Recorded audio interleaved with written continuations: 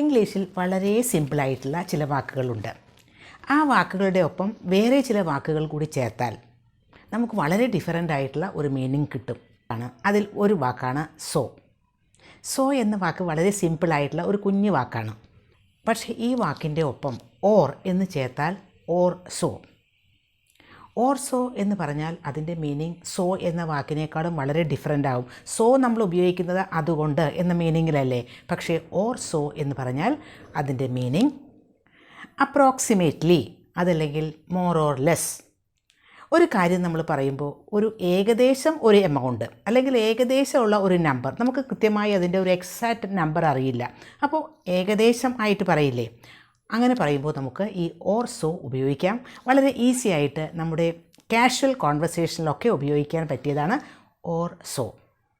It will cost 1,000 rupees or so എന്ന് പറഞ്ഞാൽ അതിൻ്റെ ഒരു വില ഒരു 1,000 rupees ഓർ സോ എന്ന് പറഞ്ഞാൽ അത് ഒരു 1,000 rupees കൃത്യമായിട്ട് നമുക്കറിയില്ല 1,000 rupees ആണോ എന്ന്. ചിലപ്പോൾ അത് 900 rupees ആകാം, അതല്ലെങ്കിൽ ഒരു 1,100 rupees ആകാം, കൃത്യമായിട്ടല്ല. അപ്പോൾ it will cost 1,000 rupees or so. He ate a dozen grapes or so.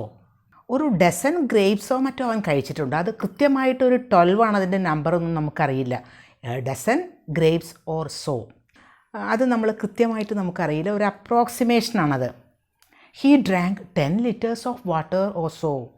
അവനൊരു 10 liters വാട്ടർ കുടിച്ചിട്ടുണ്ട്. ചിലപ്പോൾ 10 liters ആവില്ല, ചിലപ്പോൾ 9.5 ആയിരിക്കാം, 9 liters ആകാം, അതല്ലെങ്കിൽ 11 liters ആകാം. ഒരു ഏകദേശം ഒരു എമൗണ്ടാണ് പറയുന്നത്. He drank 10 liters of water or so. There were 10 people or so waiting for you outside. നിങ്ങൾക്ക് വേണ്ടി ഒരു 10 ആളുകളോ മറ്റോ അവിടെ വെയിറ്റ് ചെയ്തിരിക്കുന്നുണ്ട്. കൃത്യമായി 10 ആണെന്ന് നമുക്കറിയില്ല. അപ്പോൾ ആ 10 ആളുകളോ മറ്റോ അവിടെ വെയിറ്റ് ചെയ്തിരിക്കുന്നുണ്ടായിരുന്നു. ഇത് വളരെ ഈസി ആയിട്ട് ഉപയോഗിക്കാൻ പറ്റിയ ഒരു ഫ്രേസാണ്. നമുക്ക് ഡേ ടു ഡേ ലൈഫിൽ ഇത്തരം കാര്യങ്ങളൊക്കെ പറയുമ്പോൾ ഈസി ആയിട്ട് ഓർ സോ എന്ന് ഉപയോഗിക്കാം. She has been studying for 3 hours or so. അവളൊരു 3 hours മറ്റോ ആയിട്ടുണ്ട് പഠിക്കാൻ തുടങ്ങിയിട്ട്, ഇപ്പോഴും പഠിച്ചുകൊണ്ടിരിക്കുകയാണ്. She has been studying for 3 hours എന്ന് പറഞ്ഞ് നമ്മൾ അവസാനിപ്പിക്കുകയാണെങ്കിൽ കൃത്യം 3 hours ആണ്. അത് നമുക്ക് പക്ഷേ അറിയില്ലെങ്കിൽ 3 hours ഓർ സോ എന്ന് പറയാം. He has been working on that project for a week or so. ഒരു ആഴ്ചയോ മറ്റോ ആയിട്ടുണ്ട് അവൻ ആ പ്രോജക്റ്റിൽ വർക്ക് ചെയ്യാൻ തുടങ്ങിയിട്ട്. He has been working on that project for a week or so. Approximately a week എന്നാണ് പറയുന്നത്. It took me a week or so to understand this idea. ഈ ഒരു ഐഡിയ മനസ്സിലാക്കുന്നതിന് ഞാനൊരു 1 week മറ്റോ എടുത്തിട്ടുണ്ട്.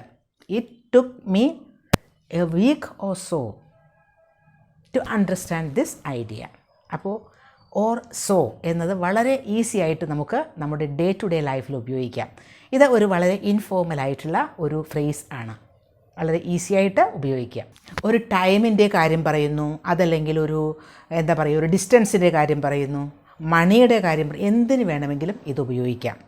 ഒരു റഫ് എസ്റ്റിമേറ്റ്, അതല്ലെങ്കിൽ ഒരു അപ്രോക്സിമേഷൻ, ഏകദേശം എന്ന് പറയില്ലേ, അതാണ്.